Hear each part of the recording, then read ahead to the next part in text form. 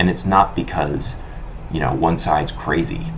It's not like one side is being irrational. It's also not like if we just got clear on what we mean by freedom, we would suddenly all agree which freedoms are worth having. No. We all know what we're talking about, and there's just a disagreement, right?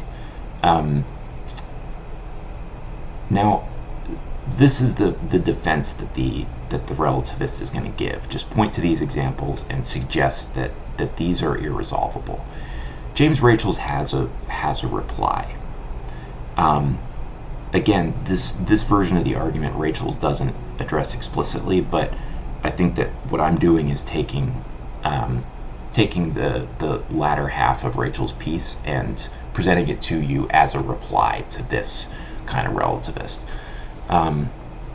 Rachel says, look, you're overstating the case.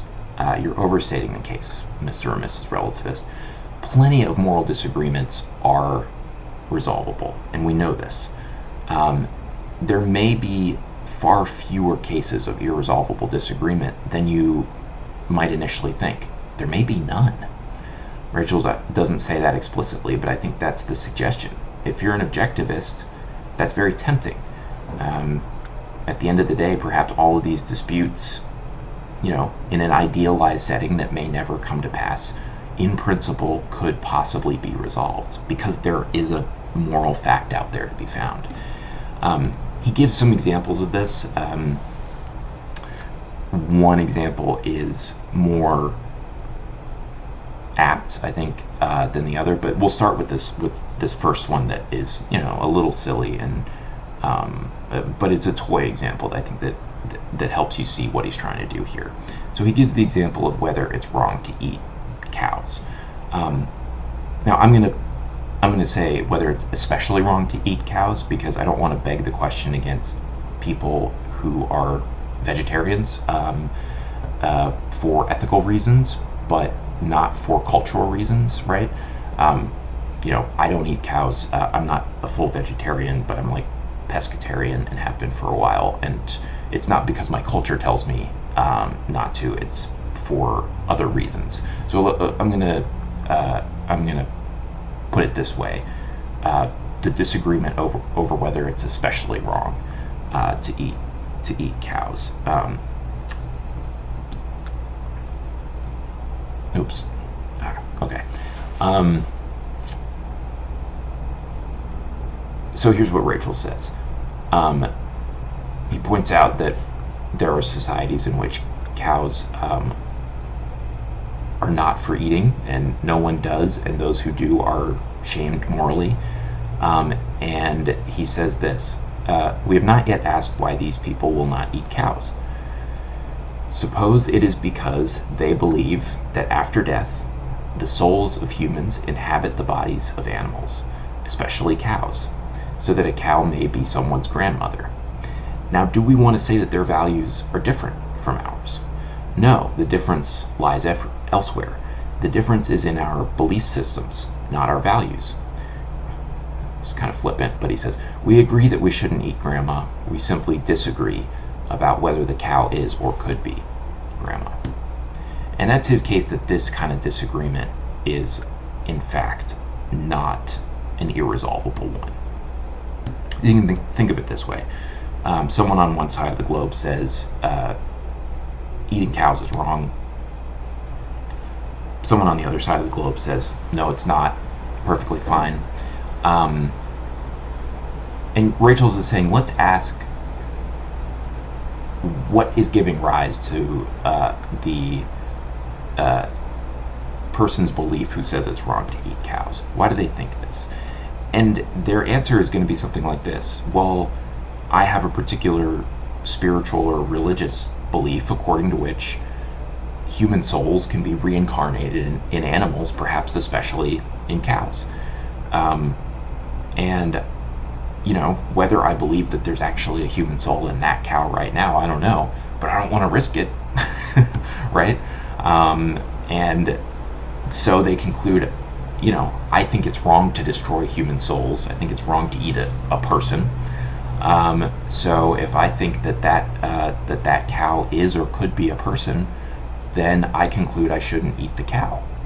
just like you would conclude that you wouldn't eat your own grandma. And the person who thinks it's permissible to eat cows is going to say, look, I agree with you that it's wrong to eat people. I agree with that. But I just disagree with you about whether cows are or could be people. I don't share this spiritual belief about the reincarnation of souls in cows. And that's what's driving me to conclude that it's not wrong to eat cows. You can imagine this person saying, like, if I did agree with you about that, if I thought that souls of human beings could find their way into ordinary non-human animals, then I probably would agree with you that eating cows is wrong, because I think it's wrong to eat people. So Rachel's is going to say, like, look, this is a case of a resolvable moral disagreement. On its surface, it may look like just a fundamental clash that could never be resolved. One society thinks eating cows is terrible, the other doesn't. And his point is, like, when we pay attention to the reasons that give rise to this, it turns out it's a more basic dispute about non-moral propositions that's giving rise to the moral disagreement. And that makes it reconcilable, because the idea is, if the two sides were to agree, hypothetically and counterfactually, on the non-moral facts, such as the reincarnation facts, then they would come to an agreement on the moral facts. Okay, so that example you might not find compelling, but one that is a little more compelling and a little more relevant is the Inuit infanticide case. Rachel's encourages us to pay attention to why they have this practice. He thinks that once we ask why, it's going to turn out that the disagreement may be resolvable, and we may actually have more in common with them than we think. Now, it turns out, as he goes through some of the details, initially when news of this practice reached, early 20th century England, people were aghast or whatever. But pretty quickly, the anthropologists who were visiting these tribes were like, no, it's not as crazy as it sounds. Here's why they do this. They're a nomadic people, and they're traveling through harsh winters, and they carry all of their homes, basically, that can be broken down and set back up. Materials for their homes, their food, clothing, all of it. They carry that on their backs with them, or drag it alongside them or whatever, as they're moving through what's usually deep snow and hazardous conditions. And the women have multiple babies often, and the only way that a woman and her children, and perhaps the husband as well, the only way that they can survive this trek is by keeping up with the rest of the group.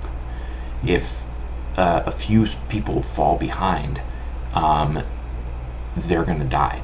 And the group as a whole can't stop, because they need to get to the next place where conditions are less harsh.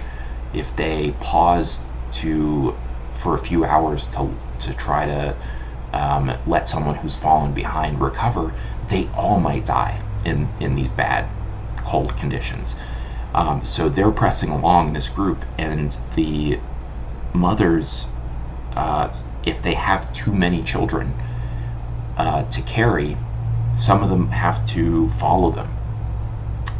And if they have a child who can't keep up with them, the mother is gonna then have to stay behind with the child, but she's carrying her other kids, and then all of them will fall behind, and the whole family will perish. And so the reason why mothers will decide to practice infanticide at a certain number of children is, as sad and tragic as it is, it's because they have to in order to keep their other children alive. It's as if they're facing a trolley problem case, or a lifeboat case. They're facing a case in which 4 of their children are asking them to bring them up onto the lifeboat, but there's only 3 spots. We're not facing a circumstance like that. I don't know about you, but I'm not a nomadic person, not in that way. And once we realize what gave rise to their belief and practice here, we might be a little more sympathetic. We might be like, oh, actually, if I were in that circumstance, I could see that I would end up making the same choice, because it's hard, but I would prefer to let one die than let all of us die. That's Rachel's thought here. This moral disagreement, he says, is actually resolvable. We both agree on the fundamental value of human life. It's not that they think, human life, who cares? We don't care about our children. That's not what's going on. They care just as much as we do, but they have a difference in physical circumstances. We could sort of lump that into the non-moral propositions category. If we were in the same circumstances, agreed on all the same non-moral propositions, used our words in the same way, we're all being rational, Rachel says we would agree with them about what they do. Question, is this plausible? 1, do you agree? Do you now think actually what they do is morally permissible, whereas initially I thought it was wrong? 2, if you do think that, does that mean that in fact this suggests that more broadly most or all moral disagreements are actually resolvable? So the second premise here just says that if there are these irresolvable disagreements, so we just finished the relativists' defense of the first premise, and then how Rachel's might reply. The second premise just says that if there are these irresolvable moral disagreements, then moral propositions are not objectively true or false. Why think this? Here's the idea. Whenever you have a disagreement over some proposition, there better be an explanation for why that disagreement occurs, especially if it's irresolvable. Like, what led these 2 different people to come to 2 different conclusions? If the proposition in question is subjective, if there's no fact of the matter out there that could possibly establish whether one is right and one is wrong, then it's no surprise that they can't come to an agreement over what's true. The reason why there's no, the reason why the eternal dispute between chocolate lovers and vanilla lovers remains is precisely that there's no fact of the matter about which one is better. It's just a matter of taste or preference. That explains it. On the other hand, if there were irresolvable disagreements about objective matters of fact, it seems that nothing could possibly explain why that disagreement would remain. In the case of science, what we see is disagreements being resolved over time. Why?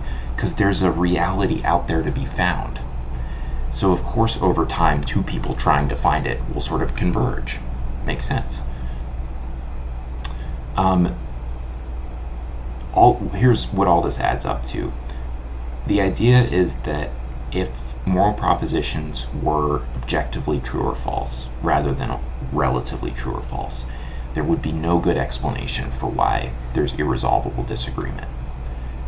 Conversely, if there is irresolvable moral disagreement, then moral propositions are not objective. They're not objective. They better be subjective, because that's the only thing that could explain this irresolvable disagreement. All right, I'm going to put up these questions. I'm not going to walk through them because this video is already long enough, but these are some things to think about. You can pause it here if you want, and I will see you guys next week.